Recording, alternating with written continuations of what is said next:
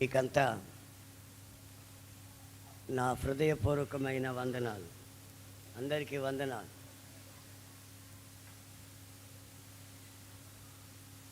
అందరూ బాగున్నారా? ఒక్కసారి హల్లెలూయా చెప్పండి. గత రాత్రి మీ కొరకు ప్రార్థించినప్పుడు ప్రభువు ఒక వాగ్దానపూర్వకమైనటువంటి వాక్యాన్ని ప్రభు నాకు చూపించారు.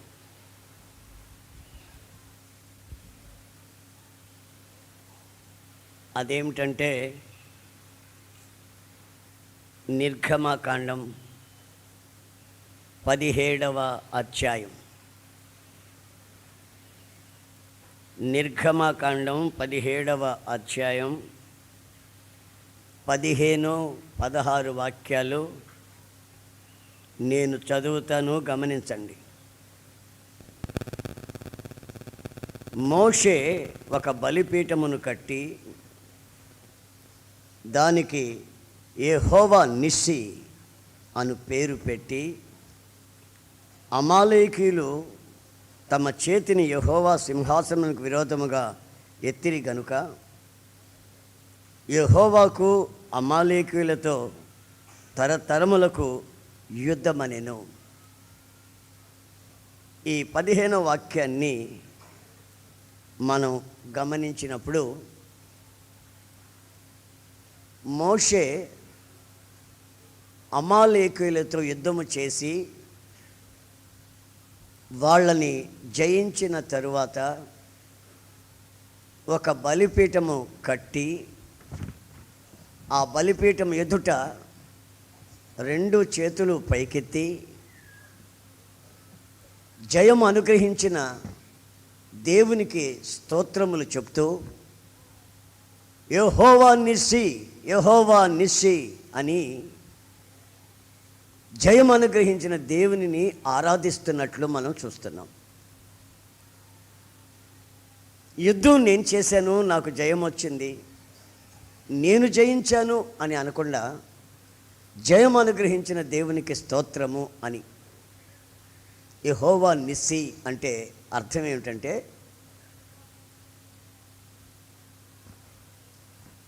యెహోవా నా జయధ్వజము, మై బ్యానర్. యెహోవా నా జయధ్వజం. నాకు ఎప్పుడు ఎక్కడ జయం వచ్చినా అది కేవలం దేవుని ద్వారా, యెహోవా ద్వారా కలిగింది అని ఆయన దేవుణ్ణి ఆరాధిస్తున్నాడు. మోషే ఆరాధించిన ఆ దేవుడు ఈ రోజున వాగ్దానపూర్వకంగా మన మధ్యలోకి వచ్చి మీ వ్యక్తిగత జీవితంలో ఏ సమస్య అయినా సరే దానికి జయం అనుగ్రహిస్తానని యెహోవా నిస్సి అనే పేరుతో మన మధ్యలో ఈ రోజున వాగ్దానపూర్వకంగా ప్రత్యక్షమై ఉన్నాడు. దేవునికి స్తోత్రం కలుగునుగాక. హల్లెలూయా. ఎన్నో అపజయాల మధ్యలో, ఎన్నో చిక్కు సమస్యల మధ్యలో నలిగిపోతున్న మన వ్యక్తిత్వంతో ఆయన వాగ్దానపూర్వకంగా ఈ రోజున మనతో మాట్లాడుతున్నాడు. నేను యెహోవా నిస్సిని అంటే నీకు నేను జయధ్వజాన్ని, నీకు నేను జయ పతాకాన్ని, జయ జెండాని. గనుక నా జయ జెండా, నా ద్వారా కలిగే ఆ ధ్వజం, ఆ శక్తి నీవు ఎప్పుడు నీ కళ్ళ ముందు నీవు ఉంచుకున్నట్లయితే తప్పనిసరిగా నీకు ఆ దిశగానే నేను ప్రత్యక్షమయ్యి నీకు విజయాన్ని సాధించి నేను పెడతాను. దేవునికి స్తోత్రం కలుగునుగాక. అమాలేకులతో యుద్ధము చేసి ముగించిన తరువాత, జయించిన తరువాత, అమాలేకు అంటే ఎవరు? ఈ అమాలేకులు అంటే ఎవరంటే ఏశావు యొక్క సంతతి. యాకోబు, ఏశావులు ఉన్నారు కదా, ఆ ఏశావు సంతతిలో ఈ అమాలేకీయులు ఉన్నారు. వాళ్ళు ఎప్పుడు దేవుని సింహాసనానికి, దేవుని సంఘానికి, దేవుని ప్రజలకి విరోధముగా యుద్ధము చేస్తూనే ఉంటారు. ఏశావు సంతతి వాళ్ళు. ఎందుకు యుద్ధం చేస్తున్నారంటే, ఈ ఏశావు తన జ్యేష్ఠత్వాన్ని ఒక్క పూట కూటి కొరకు అమ్ముకున్నవాడు. తన ఘనతని, తన పెద్దరికాన్ని, తన జ్యేష్ఠత్వాన్ని, తన యొక్క ఆశీర్వాదాన్ని ఒక్క పూట కూటి కొరకు అమ్ముకున్న వ్యక్తి. అతని సంతతిలో, అతని వంశములో ఉన్నటువంటి ప్రతి ఒక్కరూ ఇప్పుడు యుద్ధం చేస్తున్నారు. ఎవరి మీద వాళ్ళు యుద్ధం చేస్తున్నారంటే, దేవుని పిల్లలని పిలువబడుతున్న ప్రతి ఒక్కరి మీద యుద్ధం చేస్తున్నారు. వాళ్ళకి అదే పని, వేరే పని లేదు వాళ్ళకి. ఆ పని మీదే ఉంటారు. వాళ్ళు ఎలా యుద్ధం చేస్తారు, ఏ సందర్భాలలో యుద్ధం చేస్తారు, వాళ్ళ యుద్ధ పరికరాలు, వాళ్ళ యుద్ధానికి వచ్చే ఆ సమయాలు ఎలా ఉంటాయి, అవన్నీ మనం తెలుసుకొని ఉంటే ఆ సాతాను తంత్రాలని ఎదిరించే అవకాశాలు మనకు కూడా ఉంటాయి. కొంతమందికి తెలియదు సాతాను ఏ వైపుగా ఎలా వస్తాడో, ఆ సందర్భాలు ఎలా ఉంటాయో అనే సంగతి తెలియక చాలా సులువుగా సాతాను చేతుల్లో పడిపోతూ ఉంటారు. ఈ సందర్భాన్ని మనం మనసులో పెట్టుకొని, ఈ అమాలేకీయులు ఎలా యుద్ధానికి వస్తారు, ఆ యుద్ధానికి వచ్చే పరిస్థితులు ఎలా ఉంటాయి, ఎవరిని సంహరిస్తారు అనే సంగతిని మనం బైబిల్లో క్షుణ్ణంగా చదువుకుంటూ వెళితే, చదవండి సమూయేలు మొదటి గ్రంథం 15వ అధ్యాయం 2వ వాక్యం. బైబిల్ ఉన్న వాళ్ళు తప్పనిసరిగా తీసి చదవండి. సైన్యములకు అధిపతియగు యెహోవా సెలవిచ్చినదేమనగా, అమాలేకీయులు ఇశ్రాయేలీయులకు చేసినది నాకు జ్ఞాపకమే. వారు ఐగుప్తులో నుండి రాగానే అమాలేకీయులు వారికి విరోధులై మార్గమందు వారి మీదికి వచ్చిరి కదా. ఇక్కడ వ్రాయబడిన మాట ఏమిటంటే, ఐగుప్తులో భయంకరమైన బానిసత్వంలో, పాపములో మునిగి ఏడుస్తూ, ఆక్రందన చేస్తూ మూలుగుతున్న ప్రజలు ఆకాశం వైపు కన్నులెత్తి ఏడ్చి ప్రలాపించగా, దేవుడు వాళ్ళని ఐగుప్తి బానిసత్వంలో నుంచి, ఆ ఇనుప కొలిమిలో నుంచి విడిపించాడు. వాళ్ళు ఇప్పుడు ఎక్కడికి వెళ్తున్నారు? పాలు తేనెలు ప్రవహించే దేశానికి వెళ్తున్నారు. ఈ పాలు తేనెలు ప్రవహించే దేశానికి వెళ్ళిపోతున్నప్పుడు మార్గ మధ్యలో వాళ్ళు వచ్చి అటాక్ చేశారు. ఏయ్ ఆగండి, పొరపాట్లు కూడా ముందుకు రాకూడదు. వెళతారంటే ఎక్కడికో పాలు తేనెలు ప్రవహించే దేశానికి వెళ్తారంట. ఆగండిరా, ఆగండి, మేము పొరపాటును కూడా మిమ్మల్ని పాలు తేనెలు ప్రవహించే విశ్రాంతి వాగ్దాన దేశానికి వెళ్ళనివ్వం, ఆగండి అని వాళ్ళు ముందంజ వేసి వెళుతున్న ఆ మార్గాన్ని అటాక్ చేశారు, బంద్ చేశారు. ఆ మార్గంలో అడ్డొచ్చారు. పొరపాట్లు కూడా మీరు ముందుకు వెళ్ళకూడదు.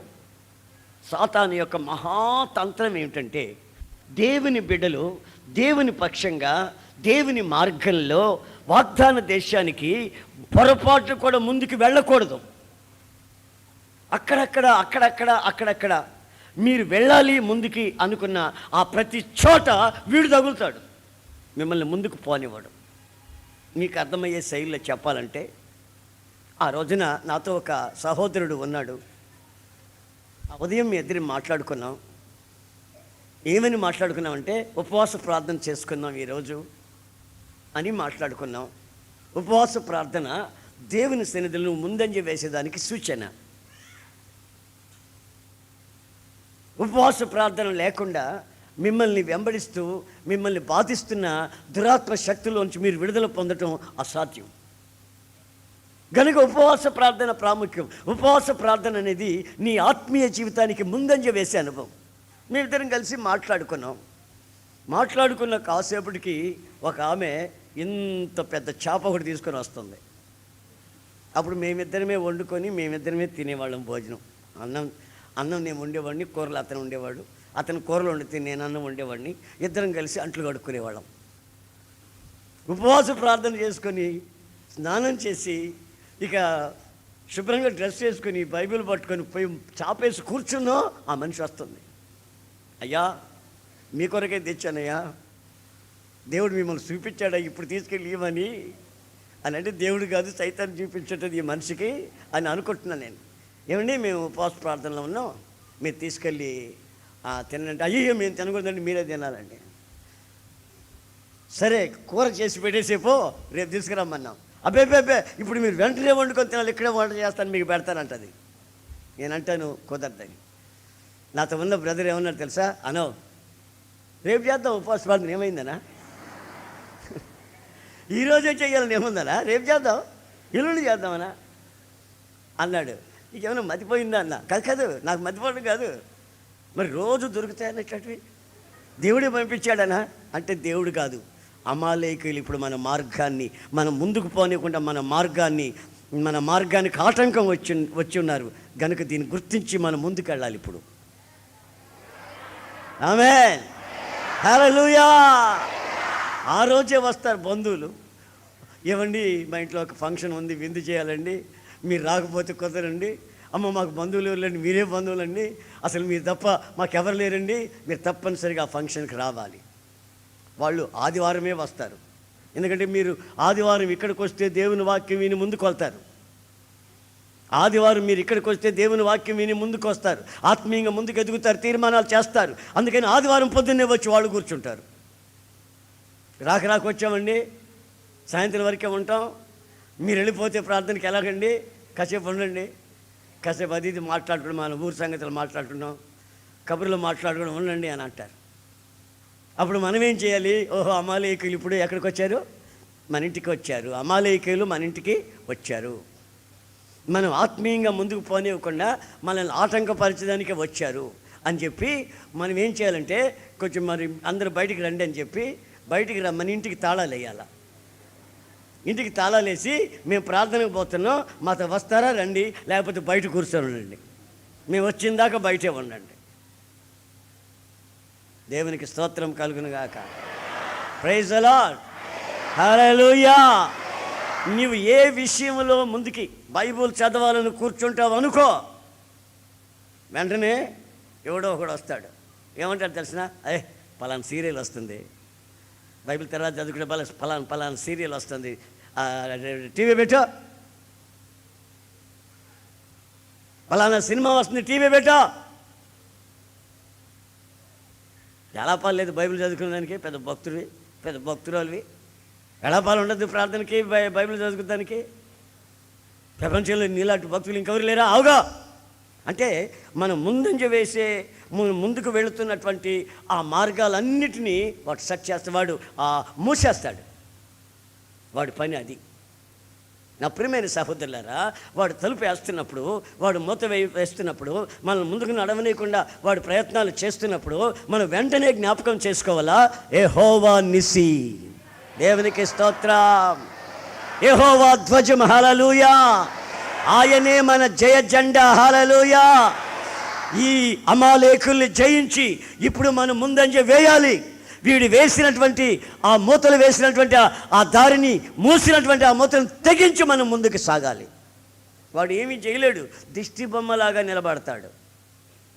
మనం ముందుకు తోసుకొని వెళ్ళామంటే మనల్ని వాడు ఏమీ చేయలేడు. దిష్టి బొమ్మలు ఉంటాయి కదా, అక్కడక్కడ దిష్టి బొమ్మలు ఉంటాయి కదా పొలాల్లో, వాటిని చూసి పిచ్చుకలు భయపడి చేస్తాయి. ప్యాంటు చొక్కా వేసి ఉంటారు, వాడికి ప్యాంటు వేసి ఉంటారు, ఒక మట్టి కొండ ఒకటి ఎత్తిన బోర్లు వేసి ఉంటారు, ఆ కొండకు బొట్లు పెట్టుంటారు. మనిషేనేమో అనుకుని ఈ పిచ్చుకలు గిర్రని అటు ఇటు తిరుగుతాయి పొలంలో వాలి, ఆ యొక్క ఆహారాన్ని తీసుకోకుండా. అసలు ఆ పిచ్చుకలు తిన్నగా వచ్చి వాడి నెత్తిన వాలి రెట్టేసిన వాడికి అనుకోడు, ఎందుకంటే ఆడు బట్టి గడ్డి బొమ్మ, దిష్టి బొమ్మ, వాళ్ళు ఏమీ లేదు. సాతానుగాడి పరిస్థితి కూడా అంతే. ఏమో ఉన్నట్టు గంభీరంగా, ఏమో ఉన్నట్టు మనల్ని భయపెడుతూ, ఏమో ఉన్నట్టు ఎట్లా వస్తావో చూద్దాం, వచ్చేవాడిని సంగతి తేలుస్తాను, రాసొద్దాం అంటాడు. అప్పుడు నువ్వు అమ్మో వీడేమో చేస్తాడు అని కంగారు పడ్డావంటే వాడి వల్ల పడిపోయావని అర్థం. మన ప్రక్కనే ఉన్నాడు, మనల్ని వెంబడిస్తూ ఉన్నాడు, యెహోవా నిస్సి. ఆయన అంటాడు, నీకు జయధ్వజమై నేను నీతో ఉన్నాను. వీళ్ళని సమూల నాశనం చేసేవాడిని, నేను నిర్మూలపరిచేవాడిని. పొరపాటుని వీళ్ళకి భయపడకు, చోటివ్వకు, కంగారు పడకు, ముందుకు సాగు. హెబ్రీ పత్రిక 12వ అధ్యాయంలో మనం ఏమని చూస్తాం? సులభముగా చిక్కులు పెట్టు పాపాన్ని విడిచి విశ్వాసమును కర్తయు దాన్ని కొనసాగించే యేసు వైపు చూచుచు మన ఎదుట ఉంచబడిన పరుగు పందెములో మనం ఓపికగా పరిగెత్తుదాం. ఆగిపోకూడదు. మన వ్యక్తిత్వంలో సాగిపోతూ ఉండాలి. దేవునికి స్తోత్రం కలుగునుగాక. సాగిపోవుటకు మనం పిలువబడ్డాము కానీ ఆగిపోవుటకు పిలువబడలేదు. గురి యొద్దకు పరిగెత్తాలి. ఎక్కడ ఆగకూడదు, పరిగెత్తాలి.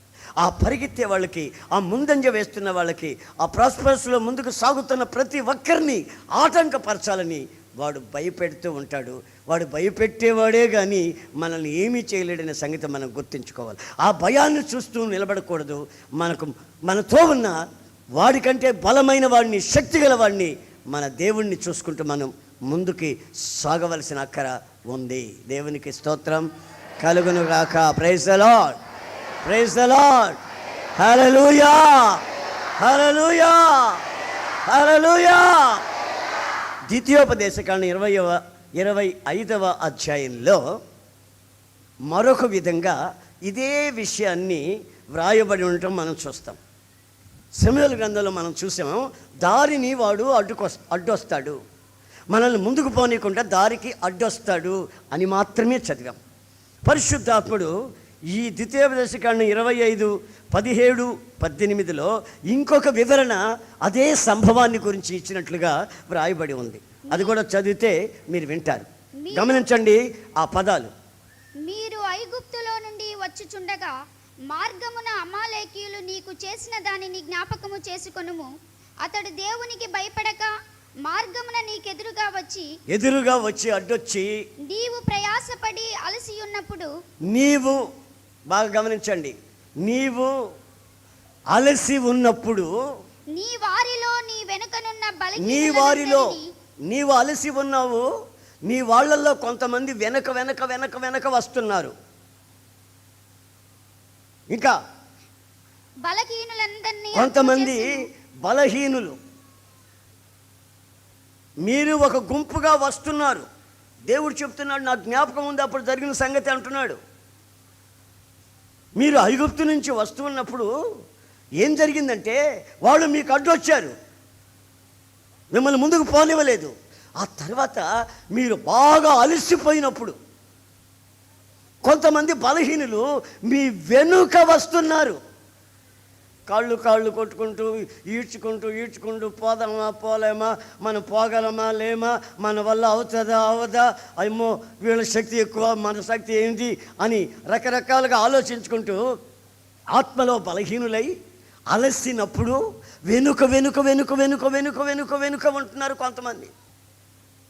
వాళ్ళని అమాలేకీయుడు ఏం చేశాడంటే ఈడ్చుకుని పోయి నిర్మూలపరిచేశాడట, ఆ వెనకున్న వాళ్ళని. Amen. Praise the lord, praise the lord. చూడండి, ప్రార్థనా కూటాలు జరిగేటప్పుడు, ఈ దేవుని సన్నిధిలో ఆరాధన జరిగేటప్పుడు కొంతమంది వెనక సాట్లు కూర్చొని వెనకగా ఉంటారు. అలాంటి వాళ్ళు తప్పనిసరిగా సాతాను వల్ల పడతారు.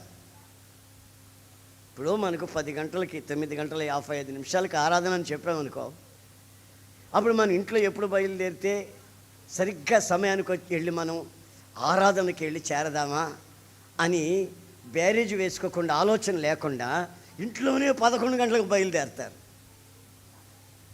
వచ్చి అక్కడెక్కడో వెనక కూర్చొని అప్పుడే వాక్యం అయిపోయిందా అని సరేలే వాక్యం అయిపోతే మందులే మన వాళ్ళందరినీ కలుసుకొని పలకరించిపోదాం. హాయ్ బాగున్నావా, ఎడన్నా ఏ సంగతి, హలో అమ్మాయికి పెళ్లి చేసావా, సంబంధం కుదరలేదా, హలో బాగున్నావా బాబాయ్, హలో సినిమా బాగున్నావా అని వాళ్ళని వీళ్ళని సరదాగా పలకరించుకొని, ఇప్పుడు భోజనాలు ఆపేశారంటే నిజమేనా? జనం ఎక్కువైపోయారని ఆపేశారు చేయలేక. అట్లాగా అట్లయితే మనం ఎంత దూరం వచ్చి ప్రయోజనం ఉంది? శుభ్రంగా తిని సాయంత్రం వరకు ఉందాం అనుకున్నామే. వీళ్ళు అసలు ఎందుకు వచ్చారా అనేది వీళ్ళకి తెలియదు. గుంపులుగా జనం వెళుతున్నారు, ధైర్యంగా ముందు పోయేవాళ్ళు పోతున్నారు, అక్కడ వాళ్ళు ఆటంకపరుస్తున్నారు, వాళ్ళని ఎదురిస్తూ ముందుకు సాగుతున్నారు. కానీ కొందరు బలహీనులై, ఆత్మీయతలో బలహీనులై, ముందుకు పోయే కోరికలు ఆశ లేకుండా వెనుక ఉంటే వాడు వెనుక చుట్టుపట్టుకున్నట్టు లాక్కెళ్ళిపోతున్నాడు. వెనుక ఉంటే చుట్టుపట్టు లాక్కెళ్ళిపోతే చేయి పట్టుకుని ఈడ్చుకొని వెళ్ళిపోతున్నాడు. ఎక్కడ తీసుకెళ్తున్నాడో మనకు అర్థం కాదు. వాళ్ళు నిర్మూలమైపోతున్నారట. ఈ వాక్యం ఎంత చక్కగా చెప్తుంది. ఎప్పుడు నిన్ను వాడు అటాక్ చేస్తాడు, ఎప్పుడు నిన్ను లాగుతాడు, ఎప్పుడు నిన్ను చుట్టుపట్టుకుంటాడు, ఎప్పుడు వాడి చేతుల్లో నువ్వు పడతావంటే ఆత్మయందు నువ్వు అలసిపోయి సొమ్మసిల్లి, నేను ఆత్మీయంగా నడవలేను, నాకు శక్తి చాలదు, నా బలం చాలదు, పోతానండి ఎప్పుడో ఒకసారి వస్తానులే అని వెనకగా ఉన్నప్పుడు ఈ భయంకరమైన ఆపద జరుగుతుందని పరిశుద్ధాత్ముడు లేఖన భాగాలలో వ్రాయించి ఉంచాడు. మాకు కూడా సేవకుల కూటాలు జరుగుతుంటాయి. సేవకుల కూటాలు నెలకొకసారి ఇక్కడ జరుగుతూ ఉన్నప్పుడు నాకు కొంతమంది తెలుసు.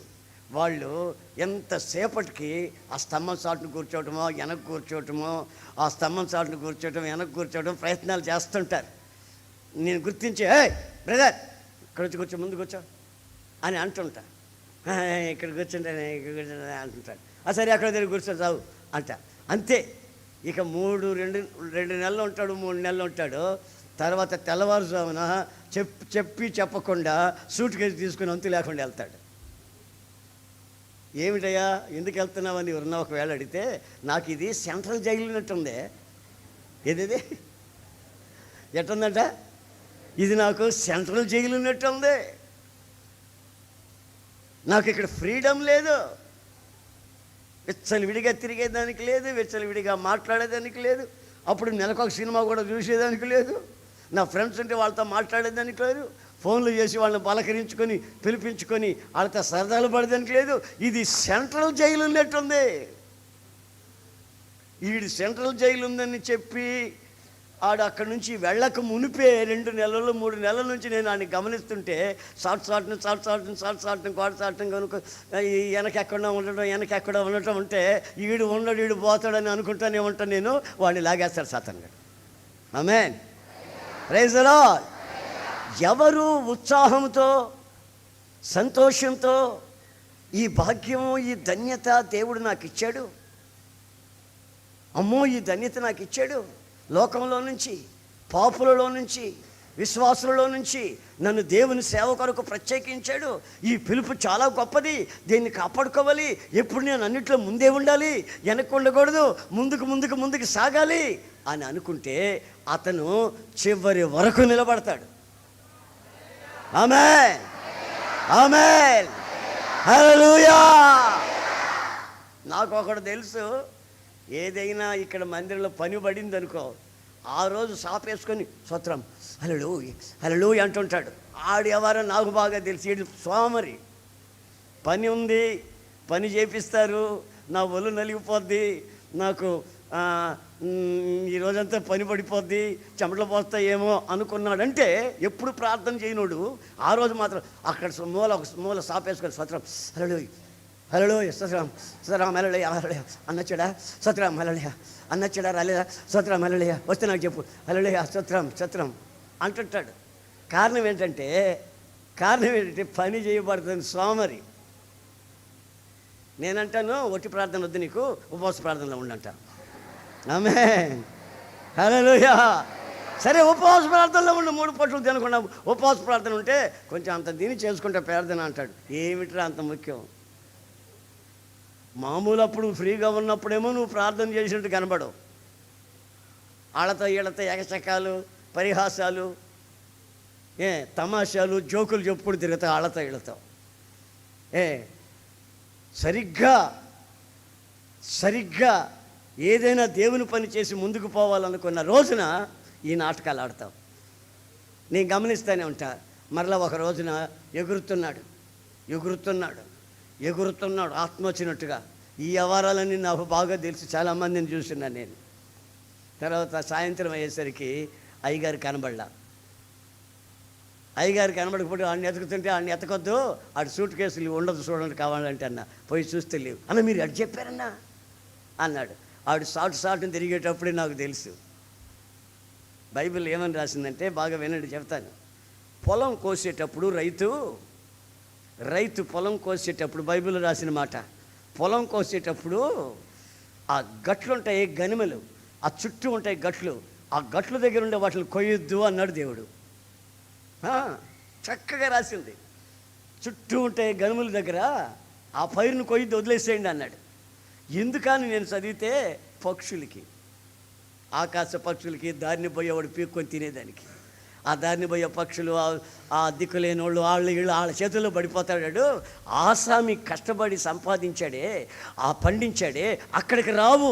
ఈ ధాన్యం పరుల సొమ్మైపోద్ది, సాతాను చేతిలో పడిపోద్ది. వాడు సుఖిస్తాడు, వాడు సంతోషిస్తాడు, వాడు ఆనందిస్తాడు. కనుక నా ప్రియమైన సహోదరులారా, ఆరాధనకు వచ్చే విషయమే కానీ, ప్రార్థన చేసే విషయమే కానీ, దేవుని సన్నిధిలో దేవునికి కానుకిచ్చే విషయమే కానీ ఏ మాత్రం ఆలస్యము చేయకుండా, వెనుకంజ వేయకుండా, అన్నిట్లో ముందుగా ఉండేందుకు మీరు ప్రయత్నం చేయాలి. దేవునికి స్తోత్రం కలుగునుగాక. హల్లెలూయా, హల్లెలూయా, హల్లెలూయా. మొన్న భోజనాలు ఏర్పాట్లు చేశాం. చాలామంది కొత్త వాళ్ళు వచ్చి నాతో ఏమన్నారంటే, మీ సంఘస్థులు చాలా పద్ధతిగా ఉన్నారండి అన్నారు. మీ సంఘస్థులు చాలా పద్ధతిగా ఉన్నారండి.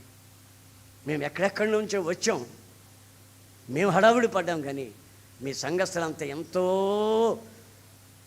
పద్ధతిగా, లేఖ పనులు చేయకుండా, దరిద్ర పనులు చేయకుండా, పాకులాడకుండా, తిండి అని ఎగబడకుండా, మీ సంఘస్థుల పద్ధతులే మాకు బాగా నచ్చాయండి అన్నారు. అప్పుడు నాకు సంతోషం వచ్చింది. దేవునికి స్తోత్రం. ఎందుకంటే మిమ్మల్ని గురించి సాక్ష్యం ఏమిటంటే, మీరు వెనకంజ వేసిన వాళ్ళు కాదు, దరిద్ర బ్రతికేవాళ్ళు కాదు.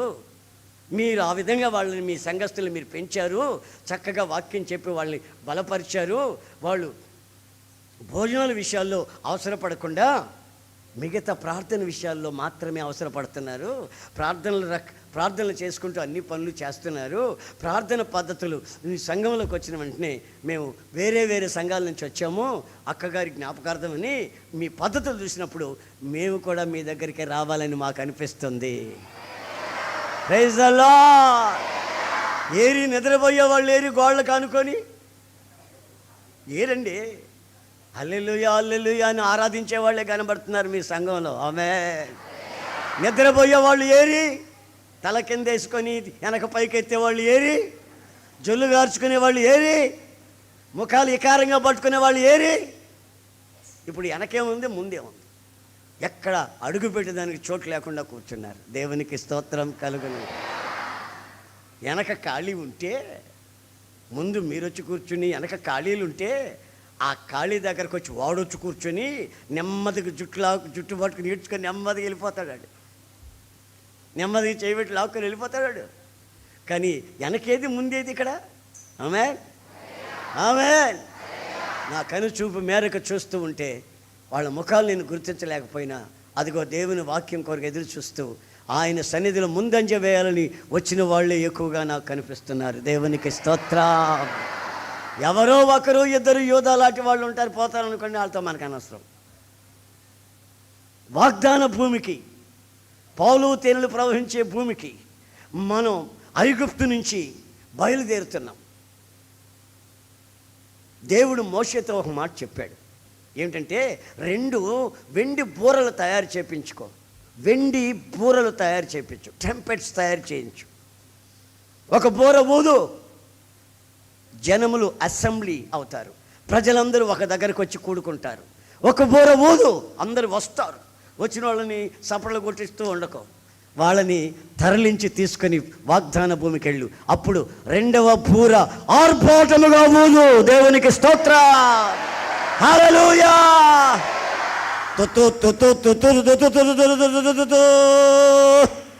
అని ఊదు, అందరూ వచ్చేస్తారు. ఊదు. అందరు బయలుదేరుతారు. మీరు అసెంబ్లీగా ఇక్కడికి రావాలి. మీరు మీ ఆత్మలో ఈ ఆర్భాటమైన బోర వింటున్నప్పుడు ఆధ్యాత్మికంగా ముందుకి సాగాలి. Amen. Praise the lord, praise the lord. నిన్న మొన్నటి దాకా మనతో నడిచింది అక్క, ఇప్పుడు మనకంటే ముందు వెళ్ళిపోయింది. ఆమేన్, హల్లెలూయా. నిన్న మొన్నటి దాకా మనతో నడిచిన ఎంతోమంది వెనకంజి వేశారు, కొందరు వెనకబడిపోయారు, సినిమాలు పోతున్నారు, మళ్ళీ సిగరెట్ అలవాటు అయిపోయింది, మళ్ళీ పాత కొంపలకి వెళ్తున్నారు, పాత అలవాట్లు వచ్చేసాయి. ఇది నిన్న మొన్నటి దాకా మనతో ఉన్నవాళ్ళు. అయితే నిన్న మొన్నటి దాకా మనతో ఉన్న అక్కేమో ఎక్కడికి వెళ్ళిపోయింది. కొందరు ముందుకు వెళుతున్నారు, కొందరు అధైర్యపడి సాతానికి చోటిచ్చి సొమ్మసిల్లి వెనుకగా నడుస్తున్నారట. వాళ్ళందరినీ సాతానుగాడు అమాలేకీయులు తీసుకొని వెళ్ళిపోయి సమూలను నాశనం చేశారని బైబిల్ చెబుతా ఉంది. గనుక మార్గం మధ్యలో వాడు వస్తాడు. మనం దేవుని బిడ్డలం అయితే, ఆమేన్, మనం విమోచించబడితే వాడు వస్తాడు. హల్లెలూయా. మనం వాగ్దానం దేశానికి పోయే వాళ్ళమే అయితే వాడు వస్తాడు. హల్లెలూయా. వాడి స్పిరిట్, వాడి ఆత్మ అనేకులలో పట్టి వాళ్ళు మనల్ని వెంబడించేదానికి ప్రయత్నం చేస్తారు. వాళ్ళు మనల్ని పోనివ్వరు ముందుకి. ఉపవాసం తీసుకోవద్దు. నాకు వచ్చి ఎంతమంది చెప్తారు, ఏమండి నేసన్న గారు ఈ వయసులో ఇంకా ఉపవాసం ఏంటండి, ఇప్పుడే మీరు గుర్తుపట్టలేకుండా అయిపోయారు, ఇంకా ఉపవాస ప్రార్థనలు ఏంటండి, ఆగండి అంటారు. నేను వాళ్ళు చెప్తా ఉండి నవ్వుకుంటూ ఉంటా, ఇంకేం చెప్పను. ఎందుకు చెప్పనంటే నేను ముందుకు వెళ్ళవలసిన సంగతి, ఆత్మీయతను ఎదుగుదల నాకు కావాల్సిన సంగతి, నేను వెళ్ళవలసిన చోటుకి దాన్ని స్వతంత్రించుకునే వల్ల నాకు శక్తి కావాలన్న సంగతి నాకు తెలుసు. గనుక నేను వెనకంజ వేయాలనో, ముందుగా ఉండి నడవాలనో, ఇంకా ఆత్మీయతలు ముందుకు సాగాలనో అనే విషయం నేను గుర్తించాను. కనుక వాళ్ళు నా అభిమానులు కావచ్చు, కానీ కొందరిలో అభిమానం కంటే కూడా దురాభిమానం ఎక్కువ. నన్ను అభిమానించే వాళ్ళు ఉంటే మంచిదే, కానీ కొంతమందికి దురభిమానం. ఏంటది దురభిమానం అంటే? నీకు తెలుసా? తెలియదు కదా. నన్ను ప్రేమించే ఒక వ్యక్తి ఉన్నాడు. ఆయన నేనంటే ఆయనకి మహాప్రాణం. అభిమాని, నా అభిమాని అంటారు, లేకుంటే భక్తి గల పిల్లవాడు అంటారు, అందరూ అంటారు. అయితే ఒక రోజున ఆ బుచ్చిరెడ్డిపాలెం అనే చోట 6 గంటలకి మీటింగ్కి వెళ్ళా. నేను ప్రయాణమై రాత్రి ప్రయాణం చేసి సాయంత్రం 6 గంటలకు వెళ్ళా. మీటింగ్ 8 గంటలకి. ఒక గదిలో కాసేపు పడుకుంటాను, నువ్వు దగ్గరే ఉండు, కొంచెం ఏళ్ళు లాగుతున్నాయి, కొంచెం ఎట్లాను అని పడుకున్నా. పడుకుంటే నన్ను లేపల. 7 అయింది, 8 అయింది, 9 అయింది, లేపట్లేదు నన్ను. ఆ కూటమి పెట్టుకునే వాళ్ళు వచ్చి, లేపండి ఏసన్న గారిని, కూటమి టైంలో లేపండి, నిద్ర ఎక్కువ కూటమి ఎక్కువ అంటున్నాడు. నిద్ర ఎక్కువ కూటమి ఎక్కువ, కూడలేదు గట్లేదు, నిద్రపోవాలా అంటున్నాడు. తర్వాత 9 గంటల తర్వాత ఉలిక్కిపడి నేను లేచా. అప్పటికే సగం జనం వెళ్ళిపోయారు. ఏసన్న గారు రాలేదు, ఒట్టుదే చెప్తున్నారు వీళ్ళు వచ్చారని అని. అప్పుడు నేను ఆయన మీద కోప్పడ్డా. నీకు నా మీద అభిమానం ఉంటే మంచిదే, కానీ ఇప్పుడు నువ్వు చేసింది దురభిమానం. దేవుని కంటే ఎక్కువగా నన్ను ప్రేమించకూడదు, దేవుని కంటే ఎక్కువగా నన్ను ప్రేమించకూడదు. కూటమి ఎక్కువ, ఏసన్న ఎక్కువ అంటున్నాడు. నీకేమైనా మతిపోయిందా? నన్ను 7 గంటలకు లేకపోతా నీకు కూడా పోయి వాక్యం చెప్పొచ్చి మనం రాత్రి అంతా పడుకుంటాను కదా. ఏమిటంటే కాదులే, నువ్వు బాగా అలసిపోయినా అందుకు లేపలేదో అంటున్నాడు. కూటమి జరిగింది, జరగకపోతే పోయింది అంటున్నాడు. వాళ్ళు వేలు ఖర్చు పెట్టి జనానికి చెప్పి శామ్యానాలు వేసి స్టేజీలు వేసి జనాన్ని పోగు చేసి పెట్టుంటే కూటలేదు గెట్టలేదు అంటున్నాడు. అంటే అర్థం ఏంటంటే నా మీద అభిమానం కాదు, అతనికి దురభిమానం. నేను అది సహించను. అభిమానం ఉంటే నేను చెప్పిన మాటని తూచా తప్పకుండా విని అనుసరిస్తారు. దురభిమానం వచ్చిందనుకోండి, పొరపాటున పరలోకానికి వెళ్ళరు. ఎవరి మీదైనా మనకు దురభిమానం ఉండకూడదు. అభిమానం ఉంటూ గౌరవిస్తూ వాళ్ళు చెప్పిన మాటని అంగీకరిస్తే వాళ్ళని మనం గౌరవించినట్టు అర్థం. నేను చెప్పిన మాట అనకుండా నన్ను గౌరవిస్తే ప్రయోజనం ఏముంది? కనుక నా ప్రియమైన సహోదరులారా, మీరు ముందుకు వెళ్ళాలి. ఆటంకాలు వస్తాయి, అది మన అభిమానుల ద్వారా వస్తాయి.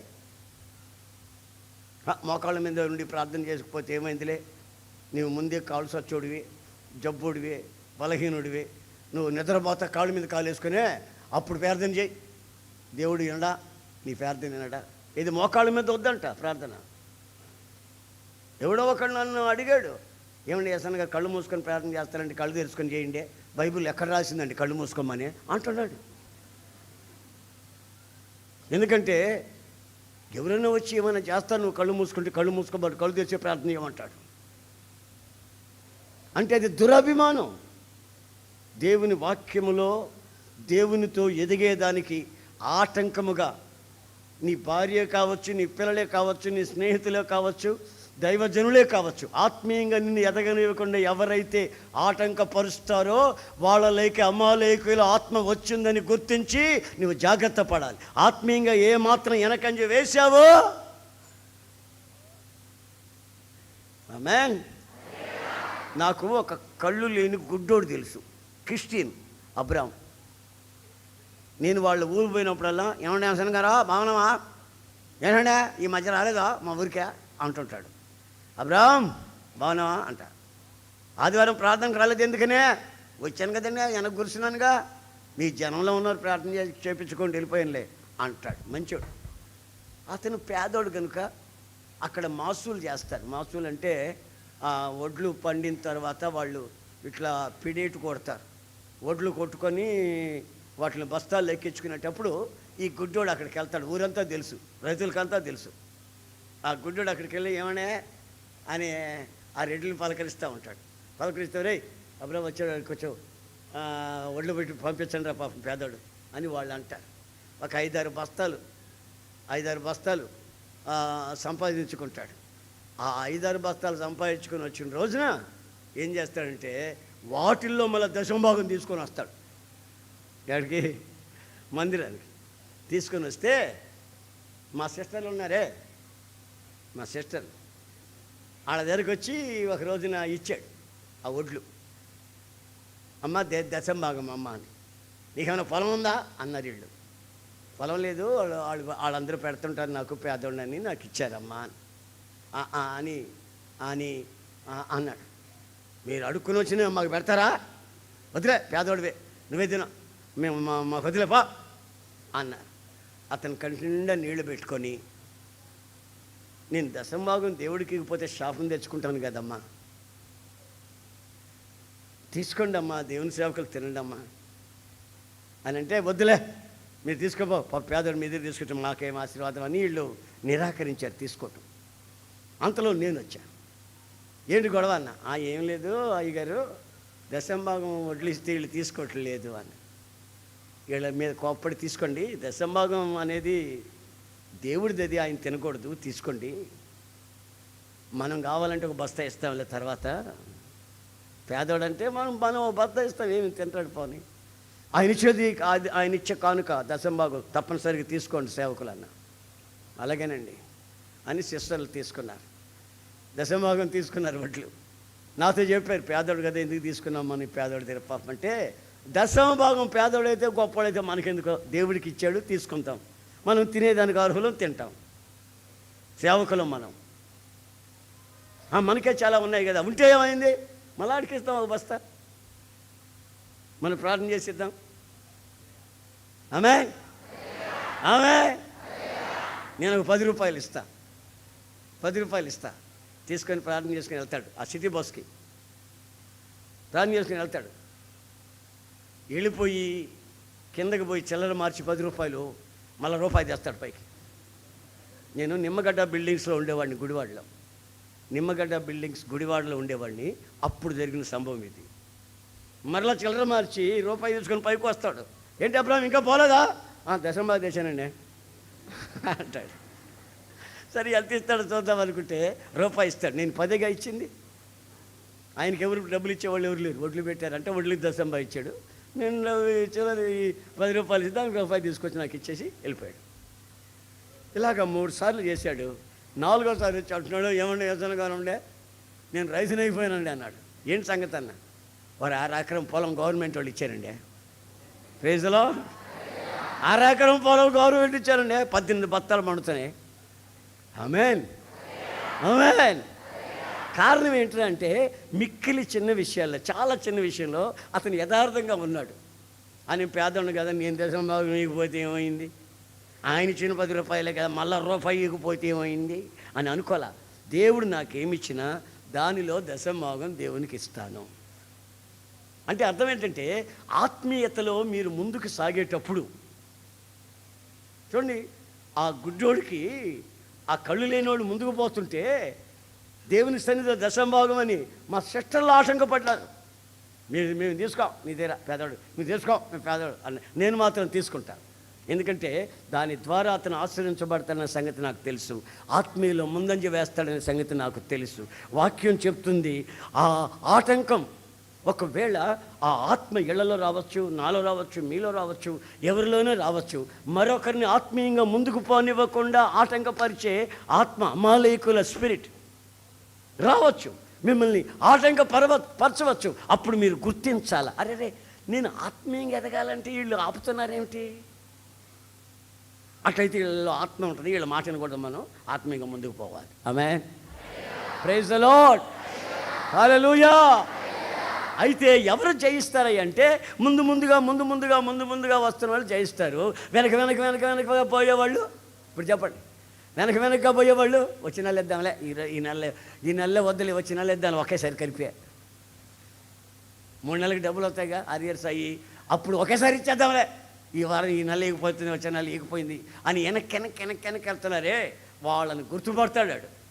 పట్టి నెమ్మదిగా జుట్టు పడతాడు, బాగా అరువుగా దొరుకుతుంది జుట్టుడికి. దేవునికి స్తోత్రం. Praise the Lord. జుట్టు తీసుకొని సరిగ్గా వంగ తీసి లాక్కోపోతాడు, కిందనే లాక్కపోతాడు, బయట నరమాతలు తెలియకుండా లాక్కెళ్ళిపోతాడు. దేవునికి స్తోత్రం కలుగును గాక. Praise the lord. Praise the lord. అమాలేకీయులు దేవుని సింహాసనానికి తరతరాల శత్రువు. ఇశ్రాయేలీయుల కాలంలో మాత్రం కాదు, నాట్ ఓన్లీ ఓల్డ్ టెస్టిమెంట్, కొత్త నిబంధన కాలంలో కూడా అలాంటి దురాత్మలు పనిచేస్తున్నాయి. అనేకుల జీవితాల్ని ఆత్మీయంగా ముందుకు రానివ్వకుండా ఆటంకపరుస్తున్నాయి. కనుక మీరు వాటిని గుర్తించాలి. దేవునికి స్తోత్రం. హల్లెలూయా.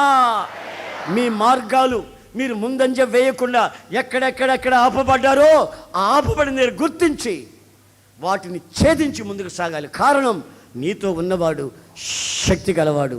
ఆయనను మనం ఎలా ఆరాధించాలంటే, ఆయనే నా జయధ్వజం. దేవునికి స్తోత్రం కలుగునుగాక. ఆయనే నా జయ జెండా. హల్లెలూయా. ఆయనే నా జయధ్వజం. హల్లెలూయా. రెండవదిగా మనం ఆలోచిస్తే, న్యాయాధిపతుల గ్రంథం 6వ అధ్యాయం 3-4 వాక్యాలలో మరొక మాటని మనం చూస్తాం. 3-4 జడ్జెస్ 6వ అధ్యాయం. ఇశ్రాయేలీయులు విత్తనములు విత్తిన తరువాత మిద్యానీయులను అమాలేకీయులను ఎద్దును గాని గాడిదను గాని జీవన సాధనమైన మరి దేనిని గాని ఇశ్రాయేలీయులకు ఉండనీయలేదు. గమనించండి, దేవుని బిడ్డలకి ఈ అమాలేకీయులు చేసిన ఒక కీడు ఏమిటి అని ఇక్కడ రాసిందంటే, జీవన ఆధారం, జీవనానికి అవసరమైన సాధనం, ఇవి ఏవి వాళ్ళకి లేకుండా వీళ్ళు విత్తి వెళ్ళిపోతారు. ఆ విత్తిన పంటని వాళ్ళు పండనివ్వకుండా చేస్తారు.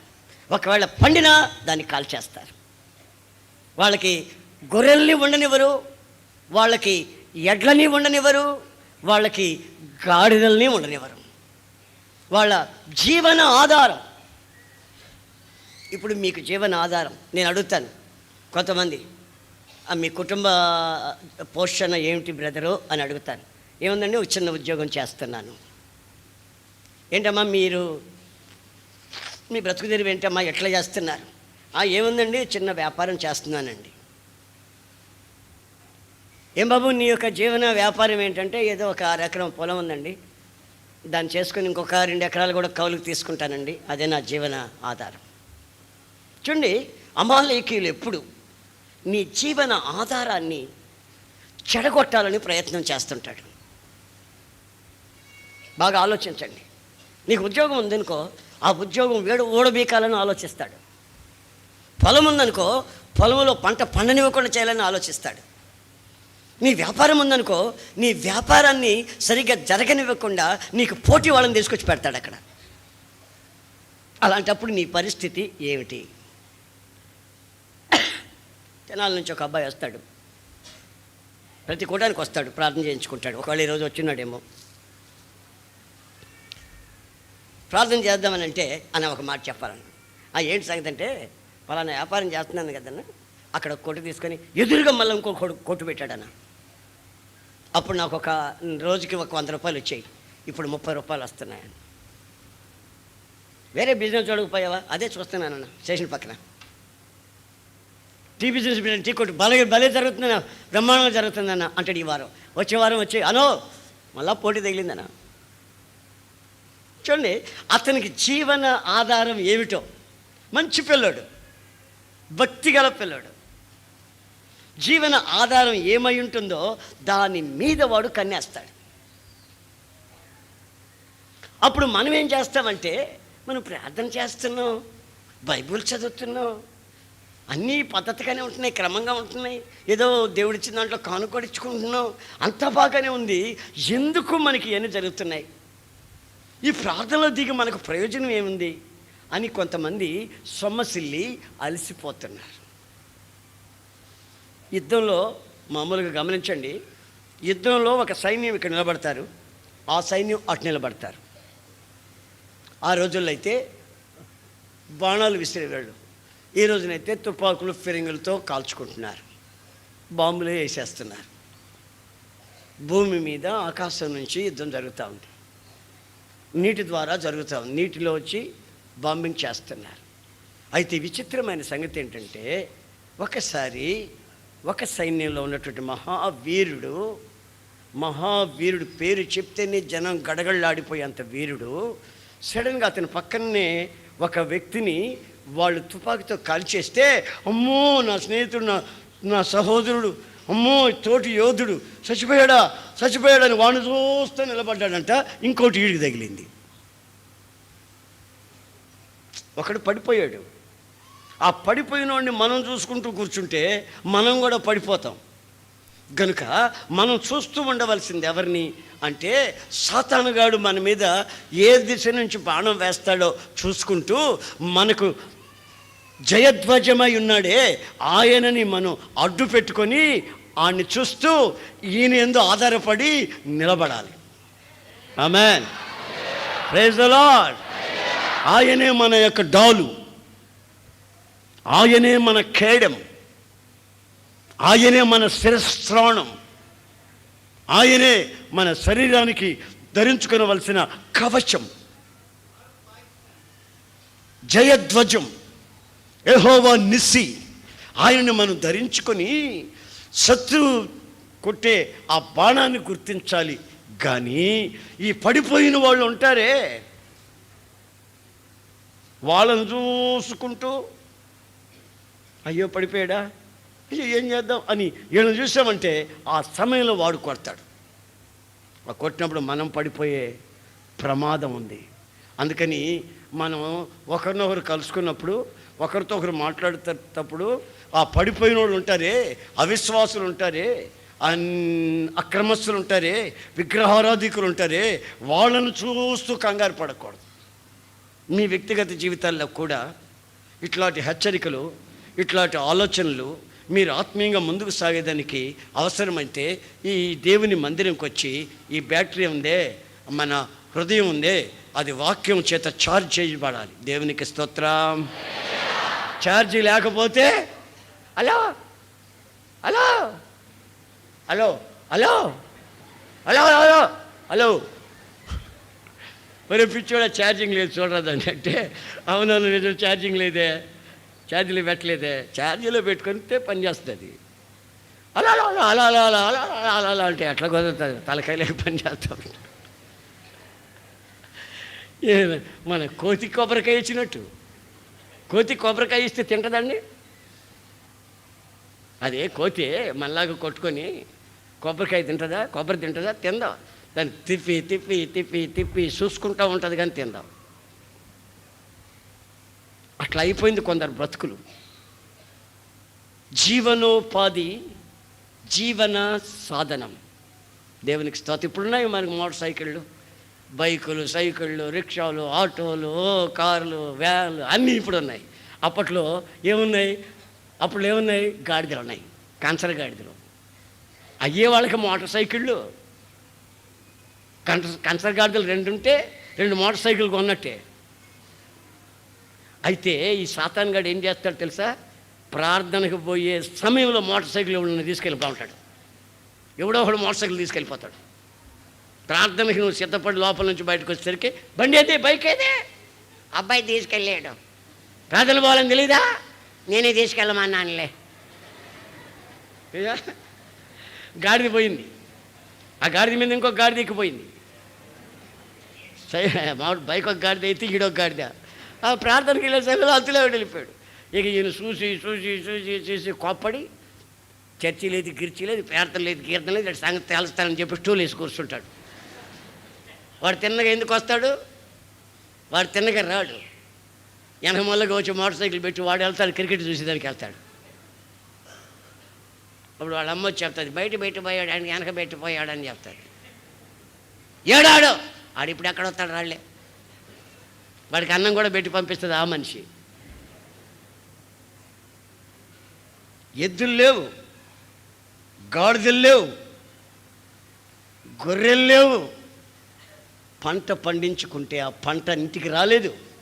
విత్తనం వేస్తే విత్తనం కుళ్ళిపోయేటట్టుగా చేశారు అమాలేకీయులు. నీ జీవన ఆధారం, దాని మీద వాడు కన్నేస్తుంటాడు ఎప్పుడు.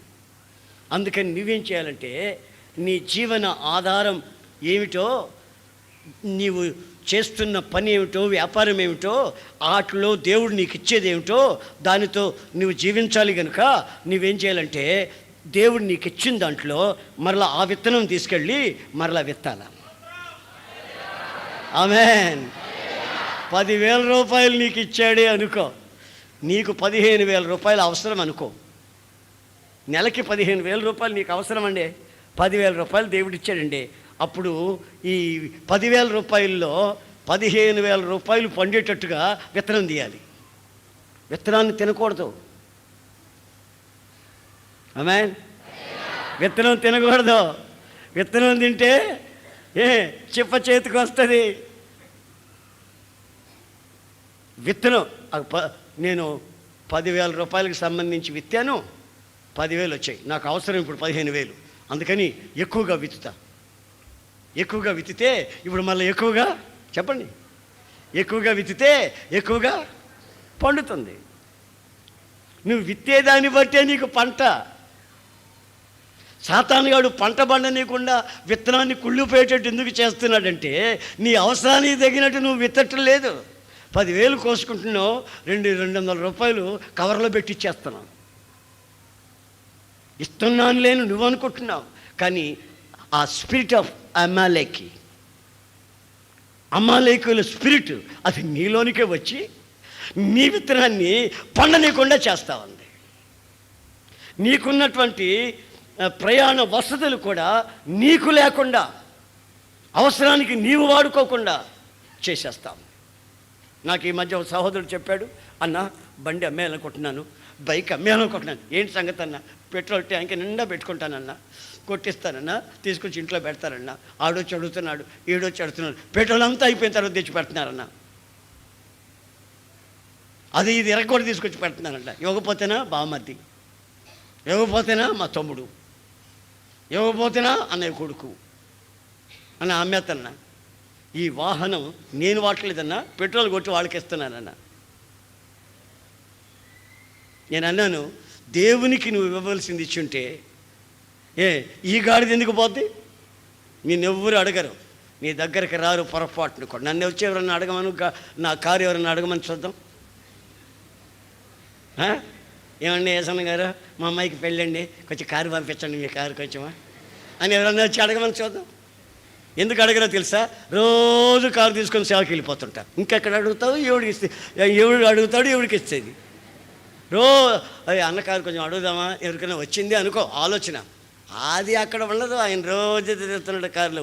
ఆ కారు ఎందుకు ఉంటుంది అక్కడ? ఆయన ఉన్నాడు, కారు ఉండదు, తిప్పతిరా ఉంటాడు. దేవుని దయ వల్ల దేవుని కొరకు నేను దేశదిమ్మరిని, దేవుని నిమిత్తం. ఆమేన్. దేశదిమ్మరిని. ఇప్పుడు ఎక్కడెక్కడ తిరిగి వచ్చినాను తెలుసా? నిన్నటి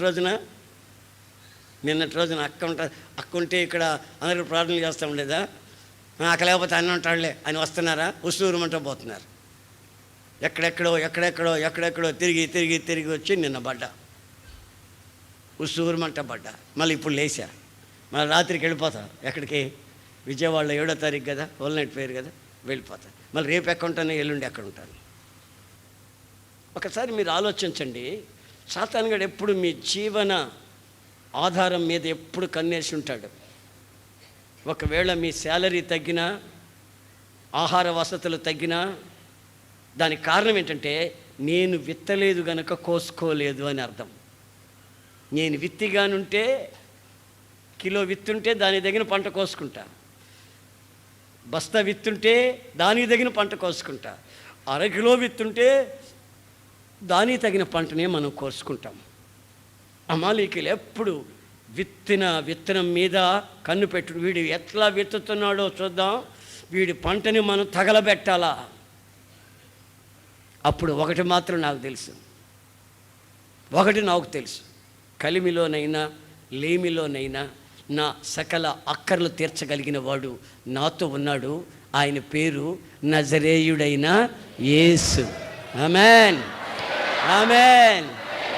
నాకు సర్వ సమృద్ధిని కలుగు చేసే నా దేవుడు నాతో ఉన్నాడు కనుక నేను సమృద్ధిగా విత్తి సమృద్ధిగా కోసుకుంటాను. నాకు జీవన ఆధారం, నాకు జీవన సాధనం ప్రభు అనుగ్రహించి నన్ను కాపాడతాడు.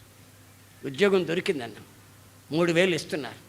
కానీ ఇంట్లో నుంచి ఆఫీస్కి వెళ్ళాలంటే, ఆఫీస్ నుంచి మళ్ళీ ఇంటికి వెళ్ళాలంటే, సిటీ బస్సు టికెట్ కొనుక్కున్నా, ట్రైన్లో వెళదాం అనుకున్నా, దానికి 2,000 రూపాయలు అవుతున్నాయన్న. 3,000 రూపాయలు ఉద్యోగం దొరికిందనుకున్న సంతోషం కాదు, 2,000 రూపాయలు ట్రాన్స్పోర్టేషన్కి అవుతుందన్న. 1,000 రూపాయలే మేము అనుభవిస్తున్నాం. 128వ కీర్తన 128, 128వ కీర్తన 2వ వాక్యం. నిశ్చయముగా నీవు నీ చేతుల కష్టార్జితమును నిశ్చయముగా, ఆ దాని మీద ఏలు పెట్టండి, ఆ వాక్యం మీద ఏలు పెట్టండి. నిశ్చయముగా నీ చేతుల కష్టార్జితము నీవు అనుభవించదు. ప్రభు వాగ్దానం చేస్తున్నాడు నీతో ఈ రోజున.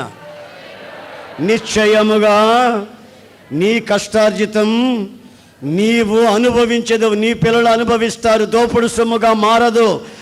ఎవరెవరో వచ్చి అన్యులు అనుభవించరు. నీ కష్టార్జితం నీవు అనుభవిస్తావు. ఇది దేవుని చేత ఆశీర్వదించబడిన ప్రతి వ్యక్తి జీవితంలో ఉండవలసిన వాగ్దానం నెరవేర్పు. ఈ రోజున నీ కష్టార్జితం డాక్టర్లు తింటున్నారా? నీ కష్టార్జితం వడ్డీ వ్యాపారస్తులు తింటున్నారా? నీ కష్టార్జితం అన్యులు తింటున్నారా? దీనికి కారణం ఏమై ఉంటుంది? అమాలేకీయులు నీ మీద విజృంభించిన సంగతి గుర్తించి, నీ ఒక నిర్ణయం తీర్మానం చేసుకొని, నీ కష్టార్జితం నీవు నీ పిల్లలు. Amen. Praise the lord, praise the lord. అయ్యా 20,000 రూపాయలు వచ్చాయ్యా, జామ తోట వేసుకున్నాను, జామకాయలు కాసాయి, బాగా కాసాయి, పంట పండింది బాగా. 20,000 వచ్చిందయ్యా. చేతికి డబ్బులు రాక మునిపే అయ్యా, ముందు రోజే నా భార్యకి ఇక్కడ కడుపు ఆపరేషన్ అన్నారయ్యా. తీసుకెళ్తే 30,000 రూపాయలు కట్టాలన్నారయ్యా. 10,000 రూపాయలు వడ్డీకి తెచ్చాను బాబు. నా సంవత్సరం కష్టార్జితం అక్కడ పెట్టాను, మళ్ళా 10,000 తెచ్చాను. వడ్డీ ఎక్కువైపోతుంది, ఏం చేయాలో నాకు అర్థం కావట్లేదు. ఒక్కసారి మీరు ఆలోచించండి. అమాలేకు, స్పిరిట్ ఆఫ్ అమాలేకి, ఆ దురాత్మ మీ వ్యక్తిగత జీవితాల్లో విజృంభించి మీరు బహుగా విత్తటం లేదు కనుక ఆ విత్తనం పంటని మీరు కొట్టుకుని అనుభవించనివ్వకుండా మిమ్మల్ని వాడు భయంకరమైన పరిస్థితుల్లో బాధిస్తూ వేధిస్తూ ఉన్నాడు. ఒక ప్రక్కన ఆత్మీయంగా నిన్ను ముందుకు పోనివ్వకుండా దారిని అడ్డుపరుస్తున్నాడు. మరొక ప్రక్కన నువ్వు వెనకంజి వేసినప్పుడల్లా నీ చుట్టుపట్టు ఇంకా వెనక్కి లాక్కెళ్ళిపోతున్నాడు. మరొక పక్కన నీ ప్రయాణ వసతుల్ని వాడు బంధిస్తున్నాడు. నీ ఆహార వసతుల్ని, పిల్లలకి పోషకాహారం కూడా తృప్తిగా పెట్టుకోలేకుండా అంత మిగిలిచి వడ్డీ కట్టవలసిన పరిస్థితిని కలుగు చేస్తున్నాడు. దేవుని ఆశీర్వాదానికి దూరంగా మనం మార్చబడకూడదని దేవుని వాక్యం ఈరోజు నిన్ను హెచ్చరిస్తుంది. సూటిగా నిన్నే హెచ్చరిస్తుంది, మరెవరినో కాదు, నిన్నేనని నువ్వు గుర్తిస్తే ఈ రోజున చాలా మంచిది. ఇంకొక మాట కూడా మీకు చెప్తాను. ఫస్ట్ శామ్యుయల్ మొదటి గ్రంథం 30వ అధ్యాయం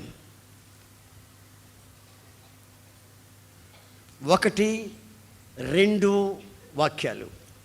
దావీదును అతని జనులను 3వ దినమందు సిక్లగునకు వచ్చి, అంతలో అమాలేకీయులు దండెత్తి దక్షిణ దేశము మీదను సిక్లగు మీదను పడి కొట్టి దానిని తగులబెట్టి గనులనేమి అల్పులనేమి అందులోనున్న ఆడువారందరినీ చెరపట్టుకొని చంపక వారిని తీసుకొని వెళ్ళిపోయి ఉండిరి.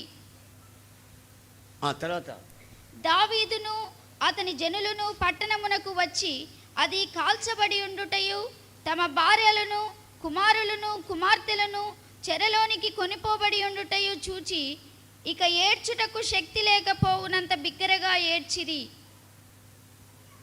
యెజ్రెయేలీయురాలైన అహీనోయము కర్మెలీయుడైన నాబాలు భార్య అయిన అబీగయీలు అను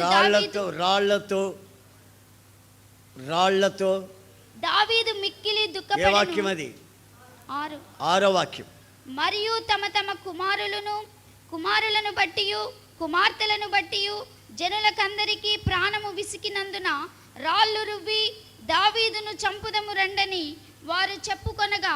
ఇక్కడ గమనించండి, అమాలేకీలు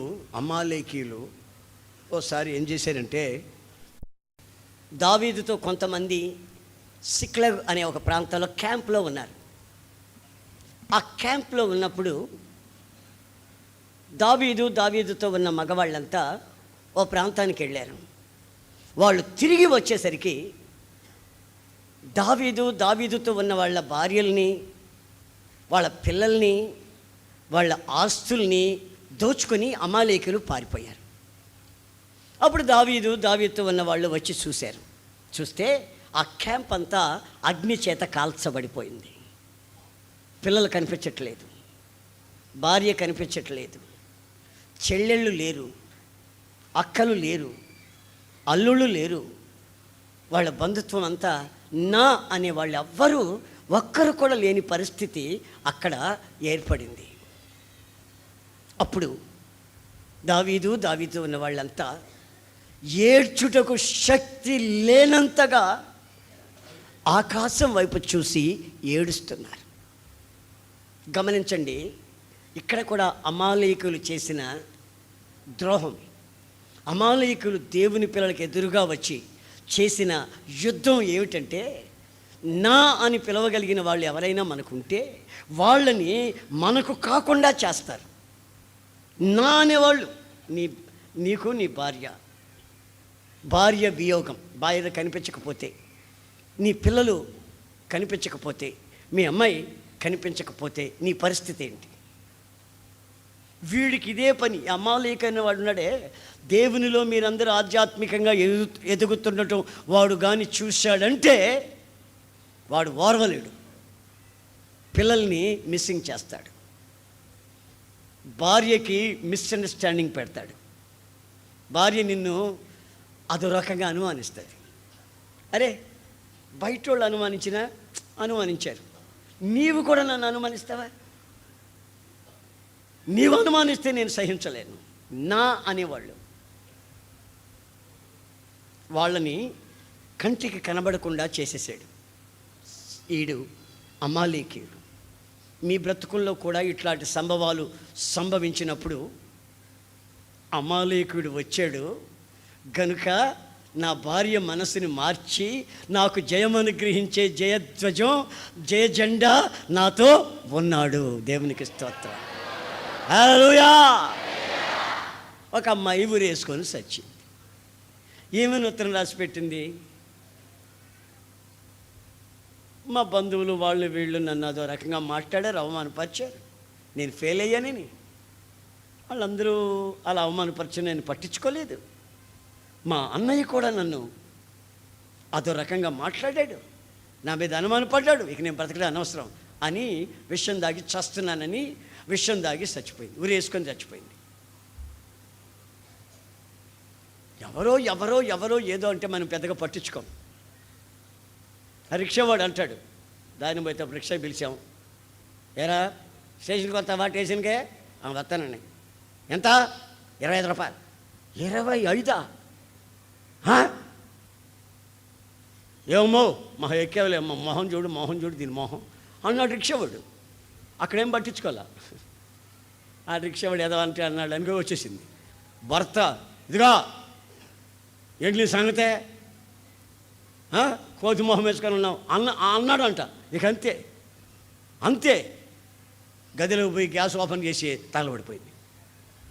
రిక్షావాడు అన్నప్పుడేమో ఏమనిపించలేదు, నా అనుకుందే తన భర్త, నా అనుకుందే తన భర్త అన్నప్పుడు తనకి ఎక్కడ లేని కంగారు. ఇతను కూడా ఈ విధంగా అంటున్నాడు ఏమిటి? చూడండి, నీ ఇంట్లో ఉన్న వాళ్ళు నాని నువ్వు దగ్గరగా సన్నిహితంగా గౌరవించి అభిమానించిన వాళ్ళు ఇప్పుడు నీతో లేరు, వెళ్ళిపోతారు. ఆమేన్. నేను చాలాసార్లు చాలామంది చనిపోయినప్పుడు దుఃఖపడ్డాను. మరి మేరెక్క చనిపోయినప్పుడు చెప్పండి, మేరెక్క చనిపోయినప్పుడు అది నేను వర్ణించలేను. చాలా దుఃఖపడ్డాను. అది ఆ సంగతి వేరు. నా అని అనుకున్నప్పుడు ఆ దుఃఖం వేరుగా ఉంది, ఆ బాధ వేరుగా అనిపించింది. నా చెల్లి, నా తమ్ముడు, ఇది నా బైక్, ఇది నా సొంత స్థలం. నా అనేది ఎక్కడ దెబ్బతింటుందో అప్పుడు నువ్వు అనుకోవాలి ఆడొచ్చున్నాడని. ఎవడాడు? అమాలేకులు వచ్చున్నారని. అప్పుడు వాళ్ళు తీసుకొని వెళ్ళిపోయారు. సరే, ఇదొక బాధ. దావీదు కుమిలిపోతున్నాడు, పిల్లలు పోయారు, భార్య పోయింది, అందరూ పోయారు. నాని వాళ్ళకు కుమిలిపోతుంటే ఆయనతో ఉన్నారే కొంతమంది, వాళ్ళంతా విసుగు పడిపోయి ఈ దావీదుతో మనం చేరబట్టి కదా మన పిల్లలు కూడా, మన భార్యలు కూడా, మన వాళ్ళు కూడా అందరూ వెళ్ళిపోయారు అని అనుకొని, ఏది రాళ్ళే, రాళ్ళిరా, ఏ చంపుతాం వీడిని, దావీదుని చంపుతాం అని వాళ్ళు రాళ్ళు తీసుకొని పళ్ళు పట కొరుకుతున్నారు. ఒక్కసారి ఆ సిచ్యువేషన్ ఒక్కసారి ఆలోచించండి. అమాలేకులు వచ్చి దోచుకున్న వాళ్ళని దోచుకొని పోగా, రెండోది ఇంట్లో నా అనుకునే వాళ్ళు, నా స్నేహితులు, నా బంధువులు, నాతో ఉన్న వాళ్ళు ఇప్పుడు నన్ను మిస్అండర్స్టాండింగ్ చేసుకుని రాళ్లతో కొట్టాలని ప్రయత్నం చేస్తున్నారు. అప్పుడు రాసిన మాట ఏంటి తెలుసా? ఏడ్చుటకు, చెప్పండి, ఏడ్చుటకు శక్తి లేక. ఒకవేళ మీకు అనుభవాలు ఉన్నాయో లేవో నాకు తెలియదు. నా జీవితంలో పలుసార్లు ఈ అనుభవాలు నేను దాటిపోయి ఉన్నాను. ఈ అనుభవాల్లో నిలిచిలేను, ఈ అనుభవాల్ని దాటి వస్తూ ఉన్నాను. అక్కడక్కడ అప్పుడప్పుడు ఈ అనుభవాల్లో నుంచి నేను దాటిపోవాల్సిన అవసరం వచ్చింది. నా ప్రియమైన సహోదరులారా, నాకు మాత్రం ఒకటి తెలుసు.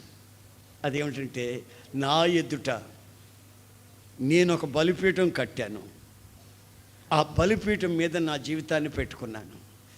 అక్కడ నేను నా 2 చేతులు ఎత్తి యెహోవా నిషి అని ఆయనను ఆరాధించుకుంటున్నాను. నా జీవితానికి జయ జీవితం ఆయన, నా ఆరోగ్యానికి ఆ ఆరోగ్య పరిపూర్ణత ఆయన.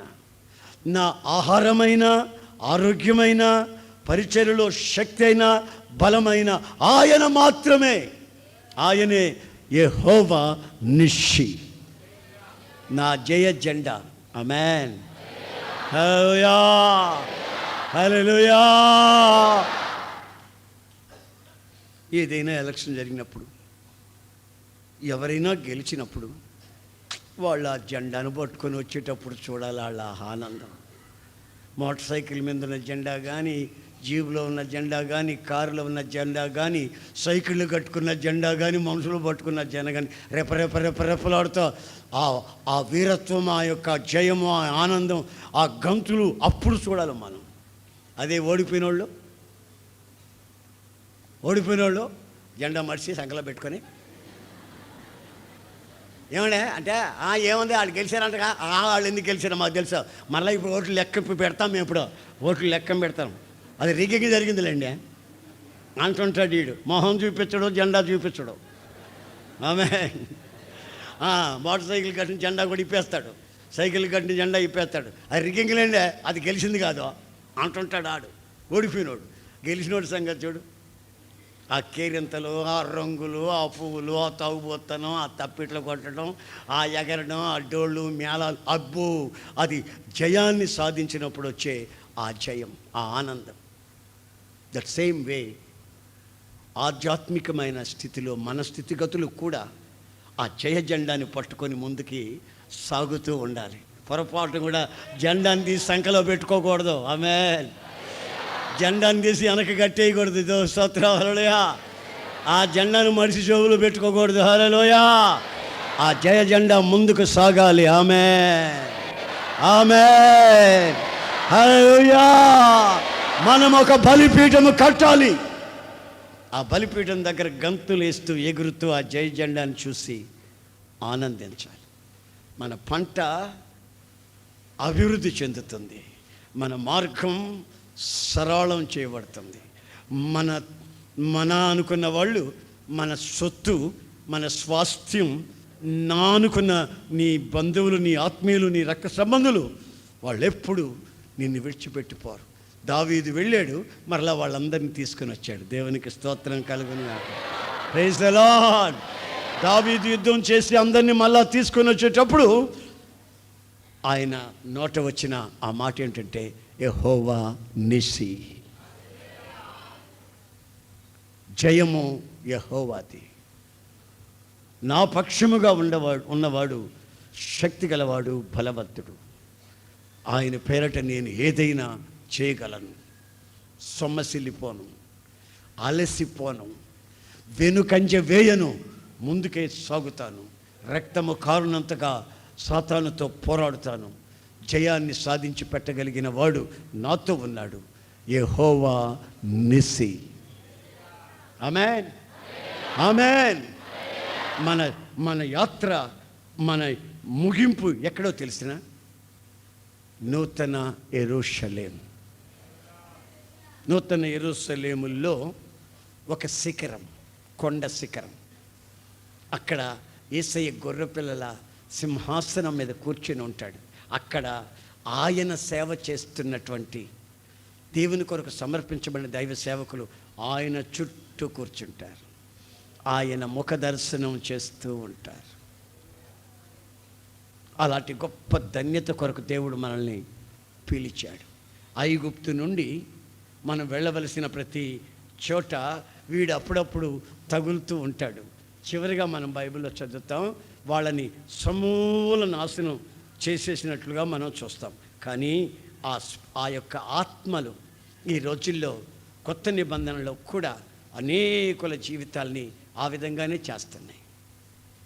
ఆ అమాలేకు అంటే అర్థం ఏంటో తెలిసిన డిక్షనరీలో నేను పొద్దున్నే చూశాను. అమాలేకు అంటే అర్థం ఏంటంటే నాకేవాడు అని. ఏం నాకుతాడో నాకు తెలియదు. నాకేవాడు అంట. మరి ఇవాళ నాకేదేంటో అక్కడ రాయిలా. మరి డిక్షనరీలో చూశాను, ఉదయాన్నే చూశాను. అమాలేకు అంటే నాకేవాడు అని అర్థం. జ్యేష్ఠత్వాన్ని పోగొట్టుకున్నవాడు, ప్రధానత్వాన్ని పోగొట్టుకున్నవాడు, దేవుని పిలుపును పోగొట్టుకున్నవాడు, క్రమం తప్పి అక్రమంగా ప్రవర్తించి శాపానికి ఊబిలోకి వెళ్ళినవాడు. నా ప్రియమైన సహోదరులారా, ఆ నాకేవాడి చేతిలో మనం పడకుండా మనకు ముందుగా ఉన్నవాడు మనల్ని జయ జీవితానికి నడిపించగలిగిన శక్తి గలవాడు కనుక ఆ యెహోవా నిస్సీని తలంచుకుంటూ మనం ముందుకు సాగుదాం. ప్రభు మనకు సహాయం చేయనుగాక. మోకరించండి, ప్రార్థన చేసుకుందాం.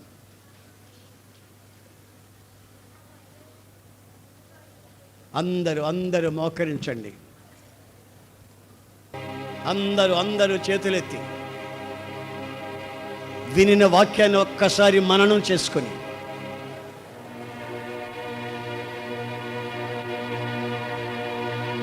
ప్రార్థనలో వెనకంజ వేసిన, దేవునికిచ్చే విషయంలో వెనకంజ వేసిన, ఆరాధనకి వెనకంజ వేసిన, ఉపవాసాలలో వెనకంజ వేసిన వాడు వెనుకగానే నిన్ను ఈడ్చుకొని వెళతాడనే సంగతి గుర్తించు.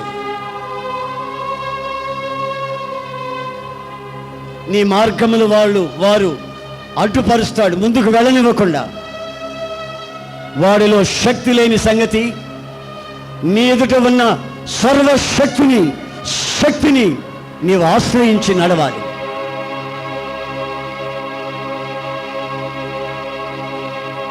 మనతో ఉన్నవాళ్ళు ఎడమ వైపున 1000 మంది,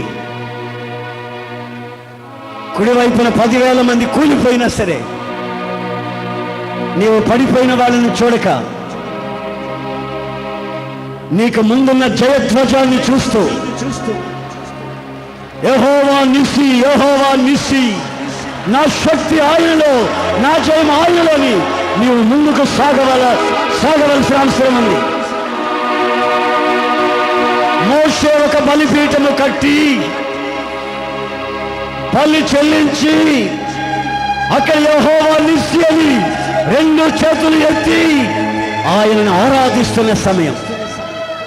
బితారా షకా పాపా షరబాబా తరమా కబాతునా కరా షలబాతియా తతత రతత లబాబా రబాబా లబా షలబాబా రకబా కతునా కరా షే.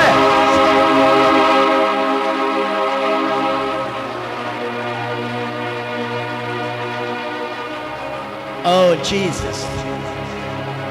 Oh Jesus. Oh Jesus of Nazareth. యెహోవా నిస్సి, నా జయ ధ్వజమా, నా జయ పతాకమా, నా జయ జెండా.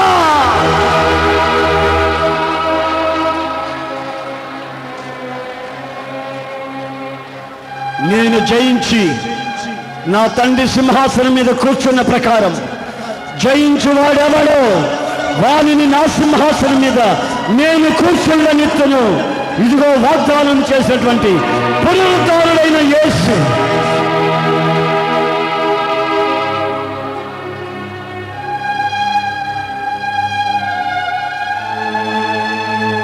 ఓ జీసస్.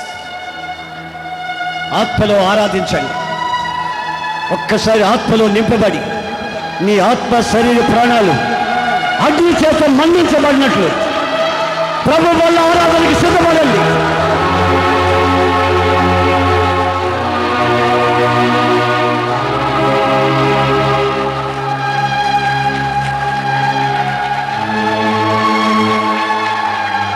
ఆయన శరీరాన్ని భోజించినట్లు, నిరపరాధ రక్తాన్ని పానం చేయనట్లు పరిశుద్ధాత్మతో శుద్ధీకరించబడి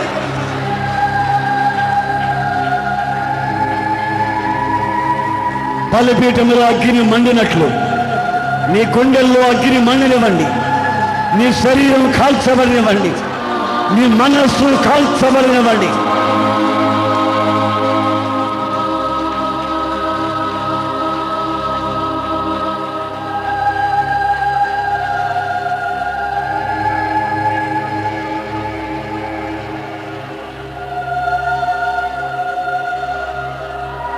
Oh God.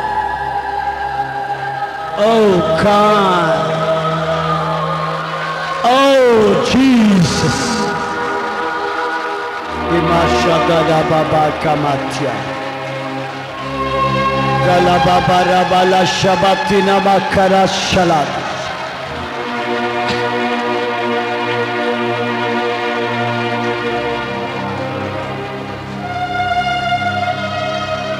ఆత్మలో నిన్ను వర్ధలనివ్వకుండా ఆటంకపరిచేవాడిని యేసు నామములో గద్దించండి.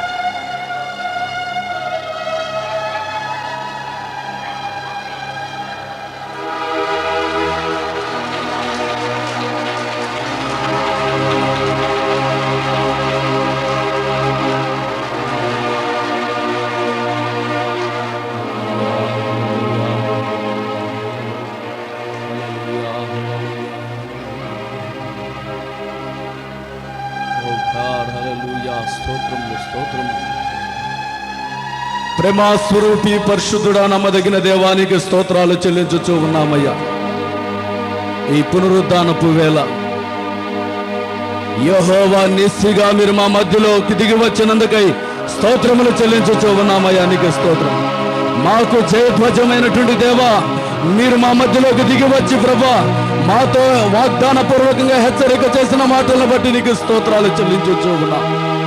అవును ప్రభా, అనేక సందర్భాలలో మార్గాలలో అమాలేకీయులు నిలిచినప్పుడు వారిని ఎదిరించుకొని వెళ్ళాలంటే ఉపవాస శక్తి, ఉపవాస ప్రార్థనా బలము ఉండాలని, ప్రార్థనా బలము కలిగి ఆయుధములు కలిగిన వారై జయించాలని మీరు సెలవిచ్చిన మాటల కొరకు స్తోత్రములు నాయన. నీకు స్తోత్రం నాయన.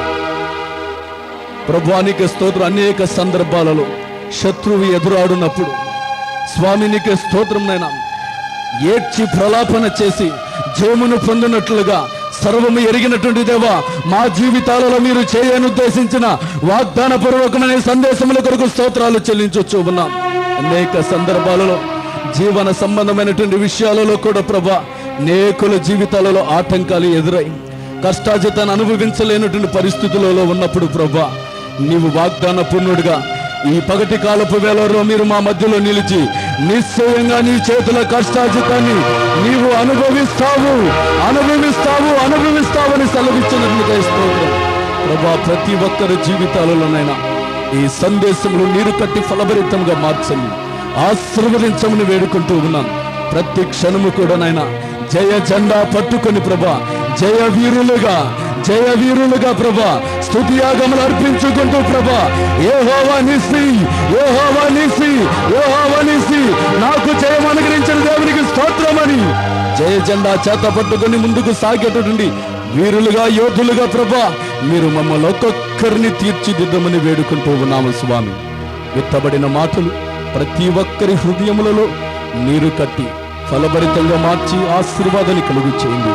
వాక్యం ఇతని సేవకులను ప్రభా ఇంకనూ రెట్టింపు అభిషేకం, ఆరోగ్యం, నూతనమైన కృప, నూతనమైనటువంటి బలము, నూతనమైన ప్రకటనలు అనుగ్రహించి మీరు వాడుకొనమని వేడుకుంటూ ఉన్నాం.